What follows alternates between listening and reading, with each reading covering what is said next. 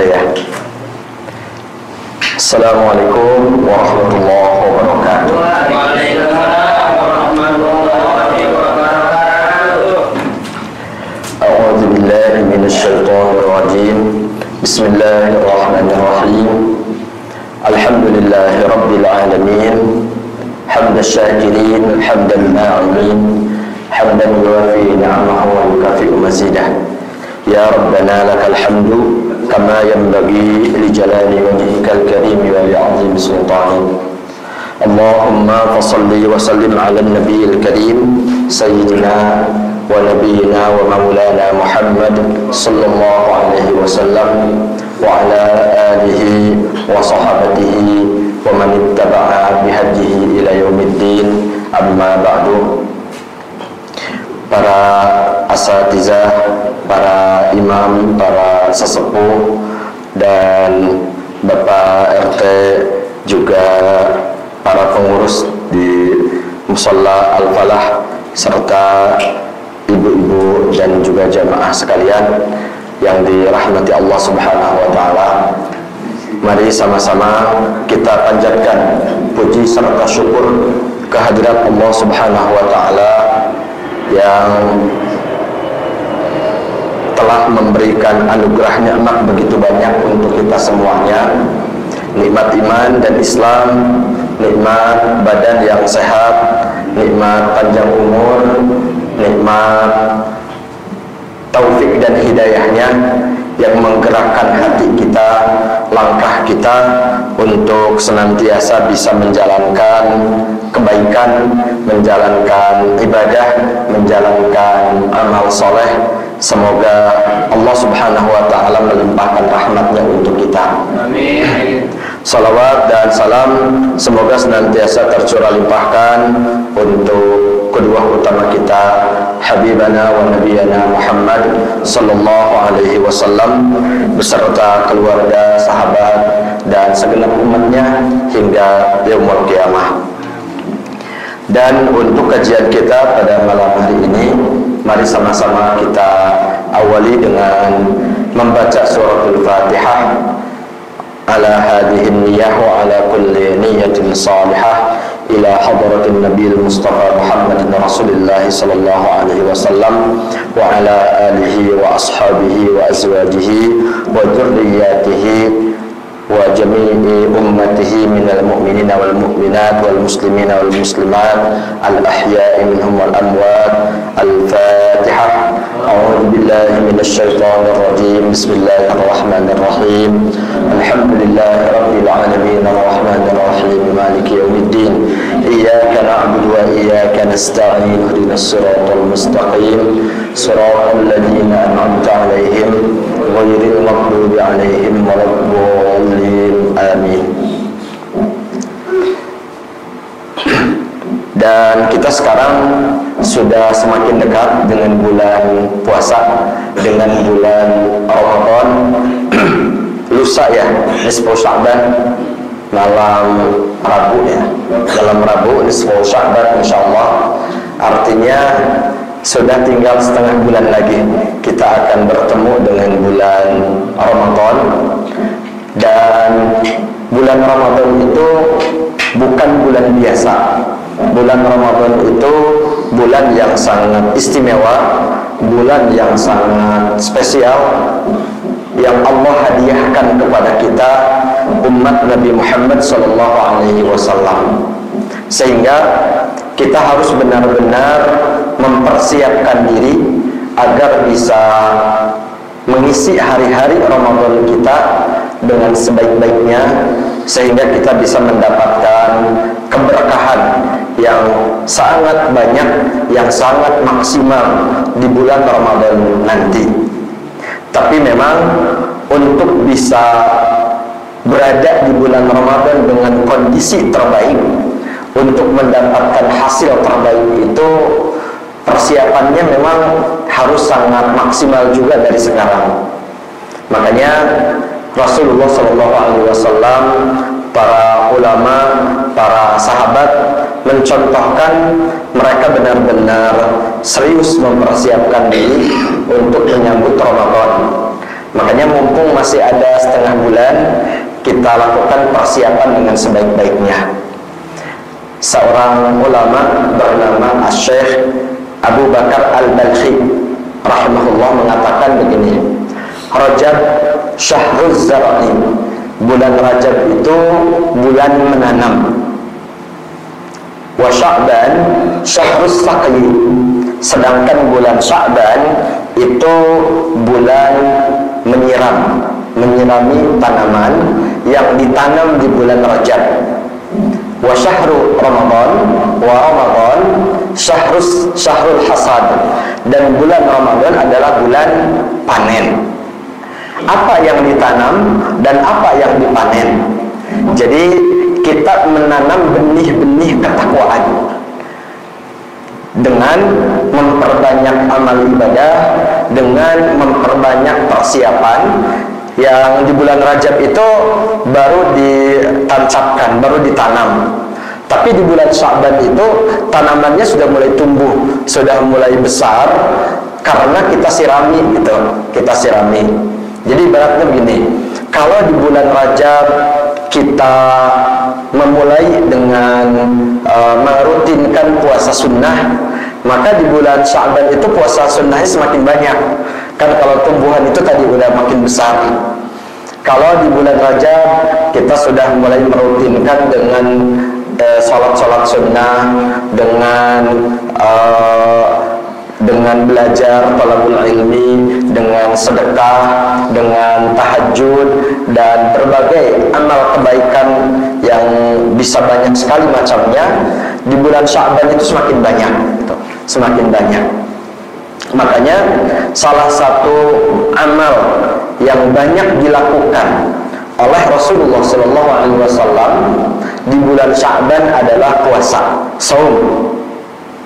Ummul Mukminin Aisyah radhiyallahu anha meriwayatkan begini, ma ra'aitu Rasulullah sallallahu alaihi wasallam istakmala siyam asy-syahra illa fi Ramadan.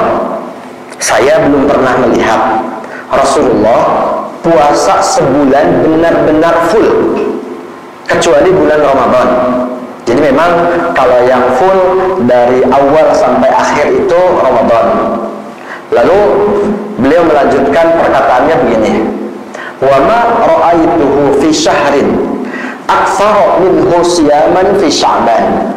Dan saya belum pernah melihat Rasulullah paling banyak berpuasa dalam satu bulan melebihi puasanya di bulan Sya'ban. Gitu kata beliau. Jadi ternyata puasa Rasulullah di bulan Sya'ban itu banyak banget. Bahkan para ulama ada yang menafsirkan, ada yang menyimpulkan puasa Rasulullah di bulan Sya'ban itu sampai 28 hari. Dari tanggal 1 sampai 20 Sya'ban itu setiap hari beliau puasa. Jadi beliau hanya menyisakan 1 atau 2 hari saja. Jadi kalau Sya'bannya itu 29 hari, berarti cuma 1 hari nggak puasa. Kalau Sya'bannya 30 hari, berarti 2 hari gitu. Nah itu salah satu mengatakan begitu.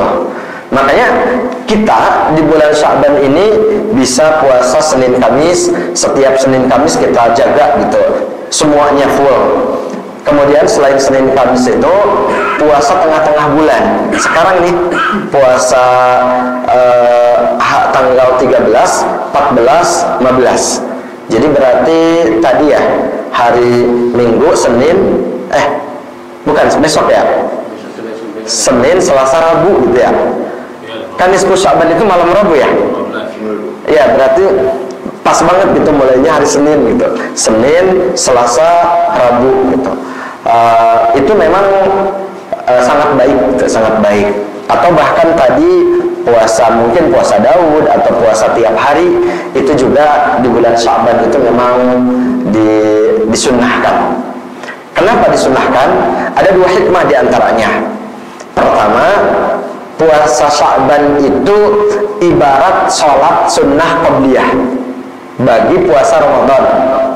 Kan kalau kita mau sholat berjamaah, mau sholat wajib, terus kita qobliyah dulu, maka sholat wajibnya itu nanti bisa lebih khusyuk insyaallah, bisa lebih sempurna, karena udah tidak ada lagi mungkin kain sarung yang belum kuat gitu ya, atau kancing yang baju yang belum dikancing, udah ketemu gitu pas sholat sunnah qobliyah itu udah ketemu, sehingga pas sholat wajib itu semuanya udah beres gitu, udah beres, dan kita bisa sholat sekhusyuk-khusyuknya dengan sebaik-baiknya. Itu diantara fungsi qobliyah. Selain qobliyah itu juga berfungsi untuk menyempurnakan pahala ibadah wajib. Kata Allah, ketika Allah menghisab ibadah salat wajib kita, kemudian ada kekurangan dalam salat wajib kita, maka Allah berkata kepada malaikat, berfirman, dia punya sholat sunnah enggak? Punya qobliyah enggak? Punya ba'diyah enggak? Kalau ada qobliyah ba'diyahnya, maka qobliyah ba'diyah itu menambal kekurangan yang terjadi pada sholat wajib dan menyempurnakan pahalanya. Nah, itu diantara hikmah dari kenapa Rasulullah banyak sekali puasa sunnah di bulan Sya'ban. Ada hikmah yang lain sih, yang hikmah ini juga disebutkan langsung oleh beliau ketika ada sahabat yang bertanya. Jadi ada sahabat namanya Sayyidina Usamah bin Zaid radhiyallahu anhuma. Beliau bertanya kepada Rasulullah, "Ya Rasulullah, kami belum pernah melihat engkau berpuasa yang lebih banyak seperti puasamu di bulan Sya'ban." Begitu kata Usamah bin Zaid tadi. Lalu kata Rasulullah, ya, karena bulan Sya'ban ini dzalika syahrun yaghfulun nas, yang dilalaikan, banyak dilupakan oleh orang-orang. Wa huwa syahrun turfa'u fihi al-a'mal ila rabbil alamin. Padahal bulan Sya'ban itu adalah bulan diangkatnya amal manusia untuk distorkan kepada Allah Rabbul Alamin. Kata Rasulullah, maka saya ingin ketika amal saya diangkat kepada Allah, saya sedang berpuasa. Itu hikmah yang kedua, alasan yang kedua.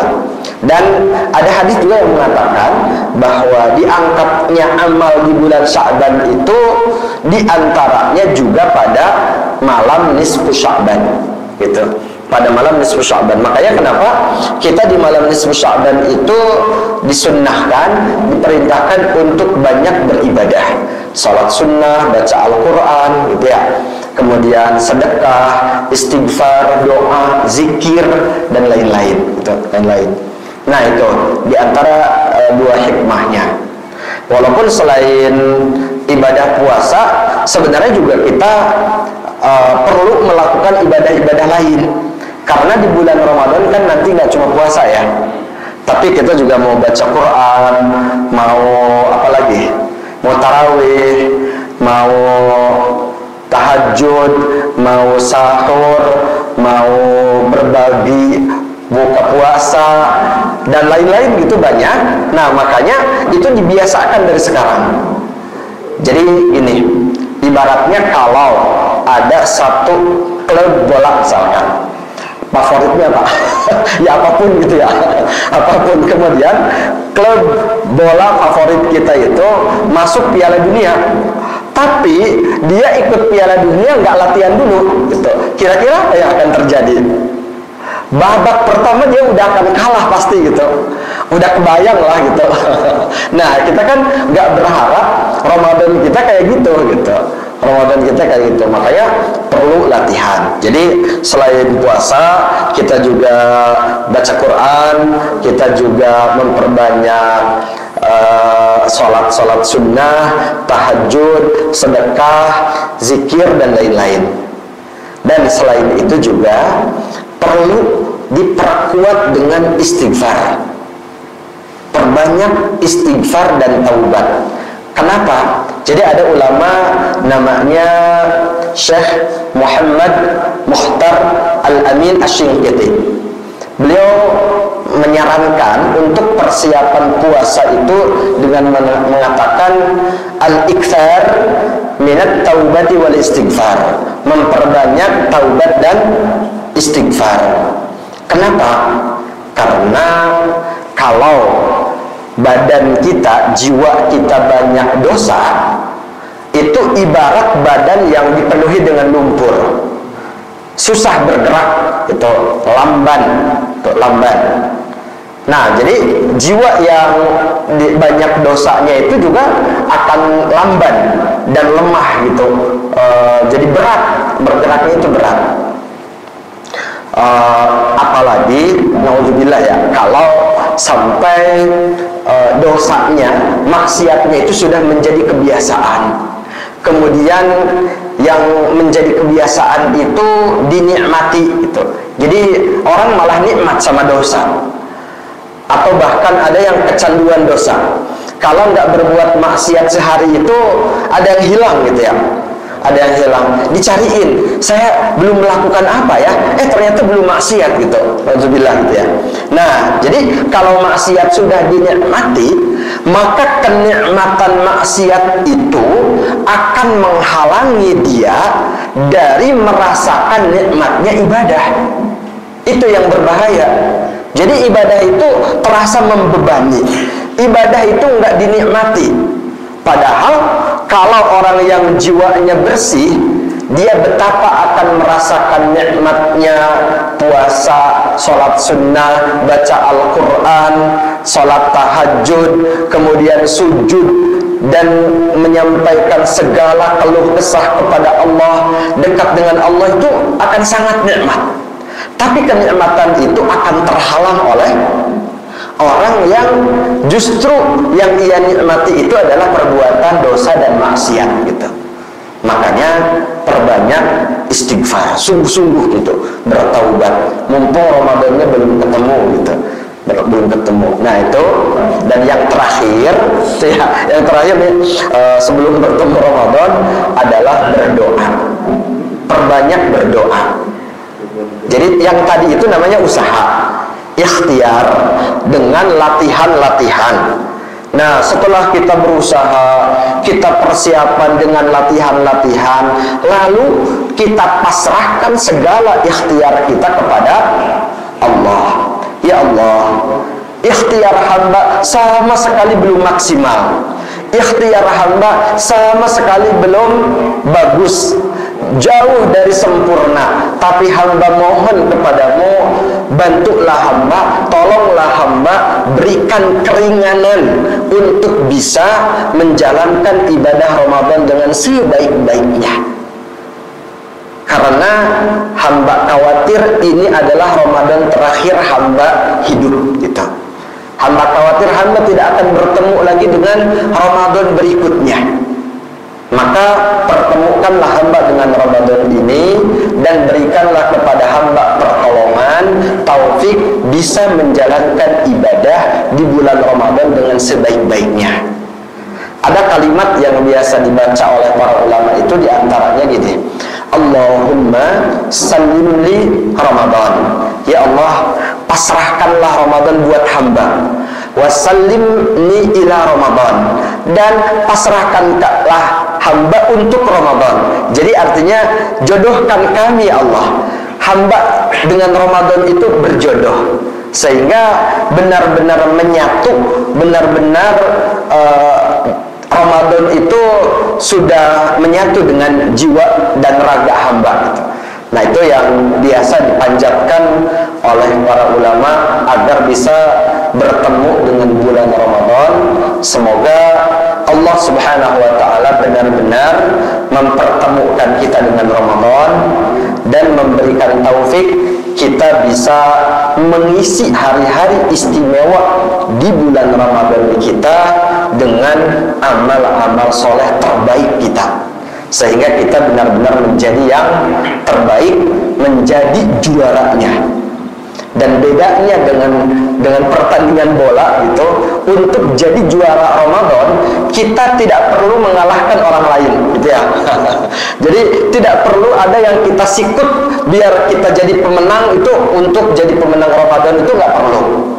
Karena yang perlu kita kalahkan hanya nafsu kita sendiri, hanya setan gitu.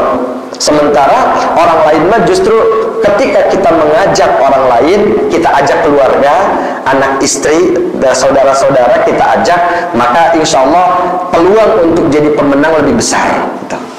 Baik, itu sedikit ya. Jadi banyak ngobrol tentang menyambut Ramadan, karena memang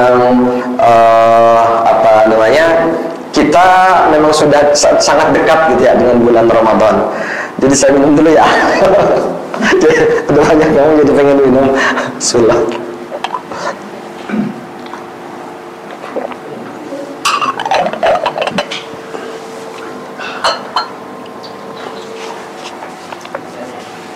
Baik, kemudian untuk tafsirnya malam ini kita masuk ke pembahasan tafsir surat Al-Humazah. Al-Humazah itu artinya para pengumpat gitu ya, para pengumpat. Jadi ada ya Al-Quran ya, salah satu surat dengan judul para pengumpat. Ini memang sebuah peringatan keras dari Allah Subhanahu wa Ta'ala bagi orang-orang yang suka mengumpat. Kalau untuk anak-anak sekarang, di antaranya sekarang mah ada yang disebut dengan bullying gitu ya. Bullying, orang yang suka suka menghina-hina orang gitu, membuat orang benar-benar jadi jadi mentalnya jatuh banget gitu. Bahkan ada yang abis dibully sama netizen, namanya juga netizen ya, sampai bunuh diri itu ada gitu. Jadi memang itu bahaya kan, gitu ya, bahaya. Nah, baik, mari sama-sama kita baca dan kita tadabburi surat Al-Humazah. A'udzu billahi minasyaitonir rajim. Bismillahirrahmanirrahim. Wailul likulli humazatil lumazah.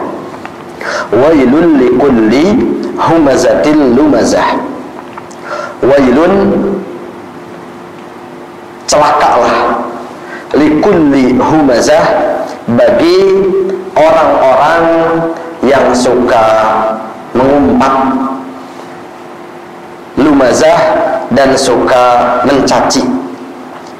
Wailun ini dikatakan kalimatu azabin, kalimat yang tadi yang nyumpahin gitu ya, nyumpahin. Tapi yang nyumpahin Allah gitu masalahnya. Berarti kalau yang nyumpahin Allah, maka ini adalah sebuah ancaman yang sangat-sangat serius gitu. Kalau kita aja misalkan disumpahin sama orang, naudzubillah gitu ya, mampus lu, takut kan? Gitu ya, takut. Apalagi kalau yang bilang seperti itu orang tua. Makanya kalau orang tua jangan sampai gitu ya ngomong nyumpahin anaknya karena dia marah sama anaknya, lu nggak bakalan sukses, lu nggak bakalan berkah gitu. Jangan sampai gitu orang tua keluar kata-kata nyumpahin anak gitu, karena itu bahaya banget gitu, bahaya banget. Karena doa orang tua, apalagi orang tua yang lagi tersakiti hatinya oleh sang anak, itu bisa sangat dekat dengan ijabah Allah Subhanahu wa Ta'ala. Nah, makanya justru ada kata ulama orang Arab gitu. Jadi ada orang yang jadi imam Masjidil Haram gara-gara sering disumpahin sama ibunya gitu. Karena anaknya masa kecilnya nakal, disumpahin sama ibunya, lo nanti jadi imam Masjidil Haram gitu kan gitu ya. Jadi ternyata diijabah gitu, sumpah ibunya itu ijabah. Makanya yang baik-baik gitu ya doanya. Nah, apalagi kalau yang nyumpahin itu Allah Subhanahu wa Ta'ala, sangat menakutkan dan sangat-sangat serius. Wailun gitu. Jadi wailun itu celaka gitu, celakalah kamu, celaka gitu. Dan ada juga makna dari kata wail itu adalah wadin fi jahannam. salah satu lembah, nama lembah di neraka jahanam. Gitu. Artinya, ketika Allah Subhanahu wa taala mengatakan wailun, berarti Allah mengancam kepada para pengumpat bahwa mereka akan masuk ke dalam sebuah lembah di neraka. Likulli humazatil lumazah, bagi para pengumpat tadi. Jadi humazah dan lumazah ini memang dua kata yang agak-agak mirip. Makanya para ulama menafsirkan, pertama ada yang menafsirkan begini. Humazah itu adalah orang mengumpat di belakang. Kalau lumazah di depan orangnya gitu. Kalau di belakang itu artinya gibah ya, gibah. Jadi ngomongin kejelekan orang di belakangnya. Nah itu ada yang menafsirkan dari makna kata humazah yang pertama, gitu ya. Yang pertama. Sedangkan lumazah itu mencaci, memarahi, memaki di depannya langsung. Gitu ya, mencaci, memarahi, memaki, menghina, dan kata-kata jelek yang diucapkan di depan orangnya langsung.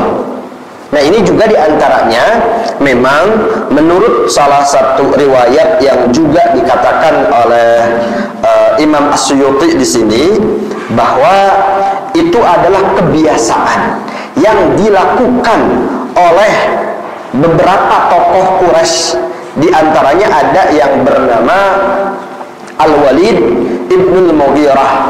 Walid bin Mughirah memang terkenal kejahatannya, gitu. Kemudian ada yang kedua Umayyah bin Khalaf, gitu ya. Umayyah bin Khalaf. Mereka memang orang-orang jahat. Kan kita begini mikirnya, Nabi Muhammad itu kan orang yang sama sekali tidak punya kejelekan. Jadi apa sih yang mereka omongin gitu kan? Kita mah aneh gitu ya, heran. Masa orang seperti Rasulullah diomongin gitu, digibah gitu orang seperti Rasulullah? Apa sih yang mereka omongin tentang kejelekan Rasulullah? Rasulullah itu kan nggak ada kejelekannya gitu. Tapi memang yang namanya orang jahat justru mereka benci sama orang baik gitu. Orang jahat itu benci sama orang baik. Makanya di belakang digibah, diomongin, di depan dimarahin, dicaci, dibully, dihina gitu. Itu namanya orang jahat. Dan ternyata Rasulullah mengalami hal itu. Padahal tadi Rasulullah itu sejak kecil memiliki akhlak mulia, memiliki akhlak baik, tidak ada celak, tidak ada keburukan yang ada pada dirinya. Tapi aneh gitu, ada orang yang mencaci orang seperti ini, orang semulia ini gitu. Nah itu berarti menandakan bahwa orang yang mencaci Rasulullah itu benar-benar orang jahat, tidak ada tandingannya gitu. Dan diantaranya yang disebutkan oleh Imam As-Suyuti yang dikutip dalam kitabnya di sini adalah Umayyah bin Khalaf dan Al-Walid ibnul Mughirah gitu ya. Dua orang itu diantaranya. Ya tapi beliau juga mengatakan begini, wa ghairuhuma, dan ada yang lain juga gitu, yang lain. Berarti kebiasaan orang-orang Arab jahiliyah, khususnya di Quraisy, yang menjadi asbabun nuzul dari turunnya surat ini, mereka memang biasa suka bermulut kotor gitu ya, mulut jamban kalau kata orang-orang Betawi gitu ya, mulut jamban. Nah baik, jadi ancaman yang serius bagi orang-orang yang bermulut jamban akan mendapatkan kecelakaan bahkan dunia dan akhirat. Di dunia bisa celaka, dan di akhirat tentu muara dari segala kecelakaan, ujung puncak dari segala kecelakaan adalah neraka. Itu makna dari kata wail ya, yang menjadi ancaman bagi seluruh pengumpat. Kemudian alladzi jama'a malau wa'addadah, alladzi jama'a malau wa'addadah. Dan ternyata para pengumpat itu memiliki sifat malau wa'addadah. Mereka mengumpul-ngumpul harta, dan untuk mengumpul-ngumpul harta ini, kalau sudah seperti itu, mereka bisa menghalalkan segala cara. Bagaimanapun caranya, yang penting harus menjadi orang kaya. Gitu. Lalu setelah itu mereka memiliki keyakinan. Begini keyakinannya, yahsabu anna malahu akhladah. Mereka mengira, mereka yakin anna malahu, bahwa harta mereka itu akhladahu, bisa membuat mereka kekal. Jadi kalau orang miskin akan cepat mati, sedangkan orang kaya dia tidak akan pernah mati. Itu keyakinan mereka. Makanya kenapa mereka dengan sangat-sangat serius mengumpulkan harta dengan sebanyak-banyaknya, karena mereka memiliki memiliki target, keinginan untuk bisa hidup kekal dengan harta yang mereka miliki. Ya walaupun walaupun bukan ada benarnya sih, cuman gini, kalau berbicara tentang masalah biaya berobat gitu ya, masalah kualitas pengobatan kedokteran yang ada di lembaga-lembaga, di rumah sakit, di di klinik dan seterusnya, memang kalau yang yang ingin mendapatkan pengobatan, pelayanan terbaik itu harus banyak uang. Jadi logikanya dia tidak akan mati gitu ya. Seolah-olah begitu gitu. Kalau orang banyak uang, misalkan begini, di Indonesia udah tidak ada yang bisa mengobati, maka dia terbang ke Singapura, kan gitu ya. Biasanya begitu. Kalau cerita teman-teman yang ada di Batam, katanya daripada berobat di Indonesia, daripada berobat ke Jakarta, mending nyebrang ke Malaysia itu, atau ke Singapura ke mereka. Walau alam, ini cerita orang, saya sih tidak tendensi kemana-mana gitu ya. Cuman ada gitu orang yang pernah ngobrol seperti itu aja sih. Cuman begini, artinya kan orang kaya yang banyak uangnya bisa milih gitu, bisa milih. Makanya orang kaya itu untuk satu jenis penyakit yang ada di badannya saja, dia bisa memiliki 10 dokter pribadi gitu. Dan kalau ada 2 penyakit dalam dirinya, berarti dia punya 20 dokter pribadi gitu. Sehingga udah dijagain banget gitu. Nah itu dokternya, belum gizinya, belum dia udah nggak akan masuk angin gitu ya. Jadi udah secara zohir itu bisa memperpanjang umur gitu kan ya. Nah mungkin itu juga diantaranya yang difahami oleh orang-orang kafir Quraisy di zaman jahiliyah dulu gitu. Zaman jahiliyah dulu. Ya walaupun yang namanya kematian itu Allah yang menentukan. Kematian itu tidak hanya terjadi kepada orang sakit, betul nggak? Banyak orang yang sehat kemudian meninggal, ya mati gitu. Dan banyak orang yang sakit kemudian umurnya panjang. Kan ada juga ya yang seperti itu, tidak mengenal umur, tidak mengenal kondisi kesehatan, tidak mengenal jenis kelamin, tidak mengenal status sosial atau kekayaan dan kemiskinan, enggak. Yang namanya kematian itu.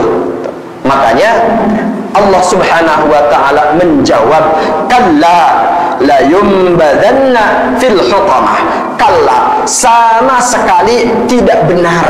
Apa yang mereka pahami itu salah besar. Karena tidak ada kekekalan hidup, itu tidak ada. Termasuk dengan harta atau dengan apapun tidak ada.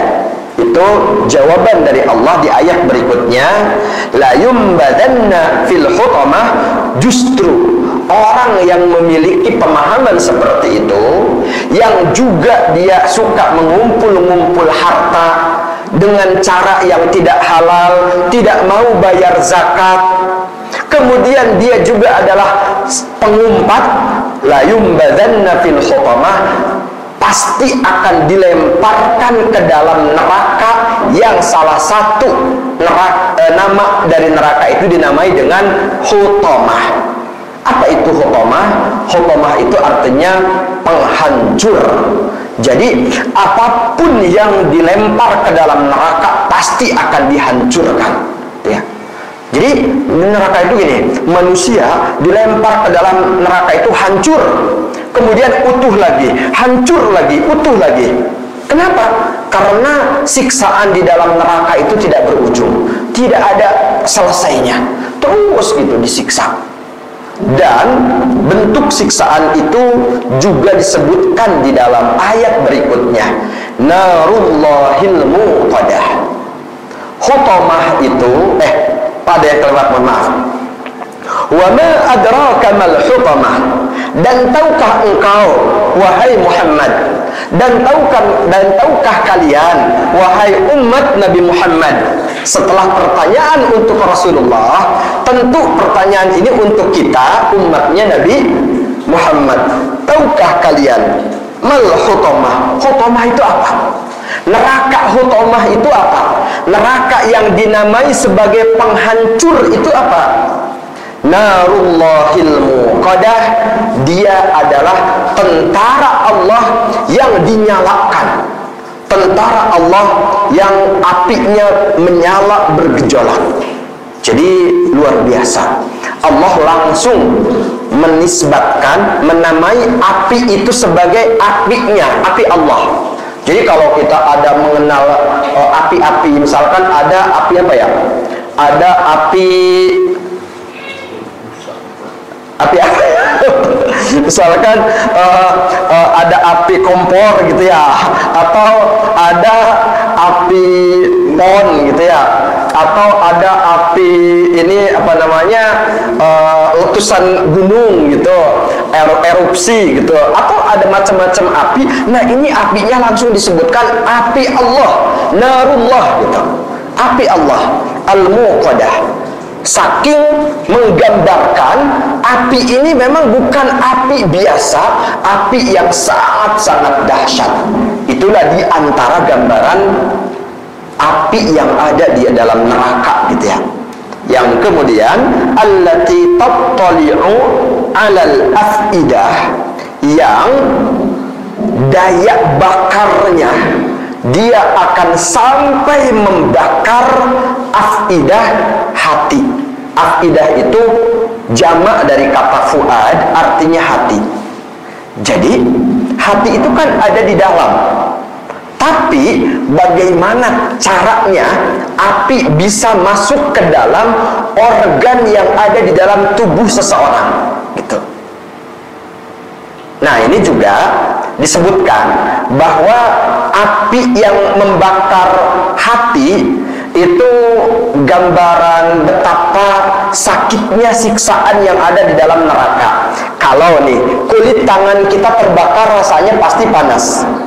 Kalau kulit wajah kita terbakar rasanya pasti panas. Tapi kalau yang terbakar itu adalah hati, sepanas apa rasanya itu pasti akan lebih panas dari rasa terbakarnya kulit tangan gitu. Nah, ini diantara gambaran dari kalimat allati tattali'u 'alal afidah, siksaan api neraka yang tidak hanya membakar bagian luar tapi sampai menembus ke bagian dalam anggota tubuh kita, termasuk diantaranya hati. Kenapa hati? Karena sebenarnya kebusukan-kebusukan yang tadi disebutkan di awal, pangkalnya ada dalam hati. Jadi kenapa dia menjadi pengumpat? Kenapa dia menumpuk-numpuk harta dengan cara yang haram dan tidak mau bayar zakat?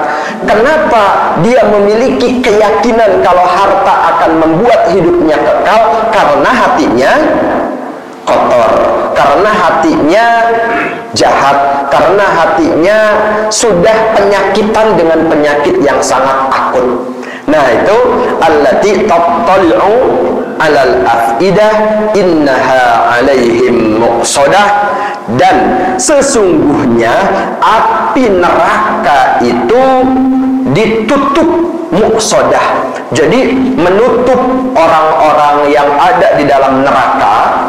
Kemudian setelah orang yang ada di dalam neraka itu ditutup dengan api, lalu nerakanya itu dikunci, tidak ada orang yang bisa keluar dari neraka, dan tidak ada udara yang bisa masuk ke dalam neraka yang bisa sedikit membuat mereka bisa bernafas dari siksaan neraka.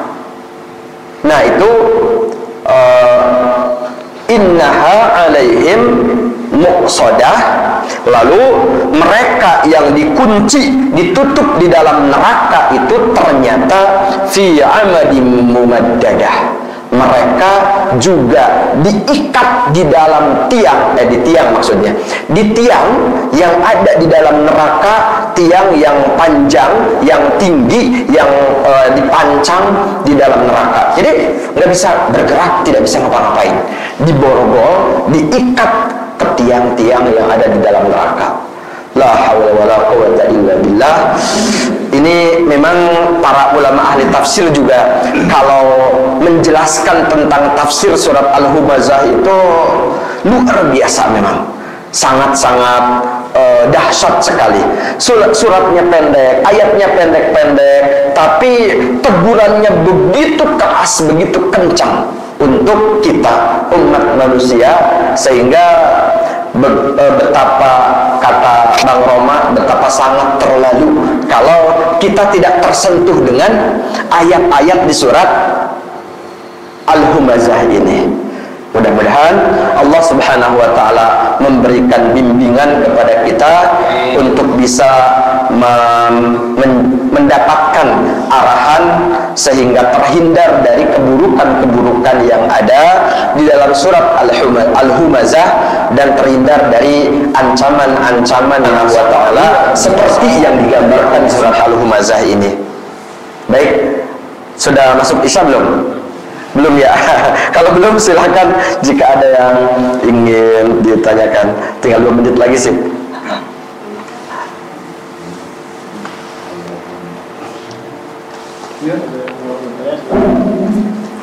Surat Al-Humazah, dan berarti ini sementara sesi terakhir sebelum Ramadan ya. Insyaallah, mudah-mudahan sekali lagi Allah Subhanahu wa ta'ala mempertemukan kita dengan bulan Ramadan dalam keadaan sehat walafiat, sehat jiwanya, sehat raganya, sehat imannya, sehat takwanya, sehingga kita bisa menjalankan ibadah Ramadan dengan sebaik-baiknya dan mendapatkan keberkahan semaksimal mungkin, dan mendapatkan predikat takwa yang tertinggi di sisi Allah Subhanahu wa ta'ala. Baik, mari sama-sama kita tutup majelis kita pada malam hari ini dengan membaca doa penutup majelis. Subhanakallahumma wa bihamdika asyhadu an la ilaha illa anta astaghfiruka wa atubu ilaik. Billahi taufiq wal hidayah. Wassalamualaikum warahmatullahi wabarakatuh.